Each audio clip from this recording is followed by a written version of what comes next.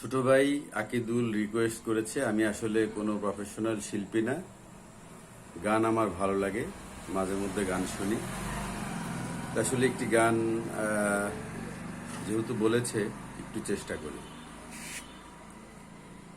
খোপার ওই গোলাপ দিয়ে মনটা কেন এত কাছে আনলে, পারবে কি বাসতে ভালো আমাকে জানলে, আমাকে তেমন করে জানলে।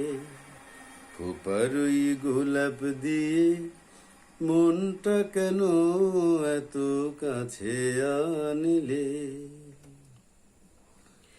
যেখানে শুধুই আলো, যেখানে শুধুই ভালো, আমি যে মন্দ করি সবই তা, লিখো না আমায় নিয়ে কবিতা।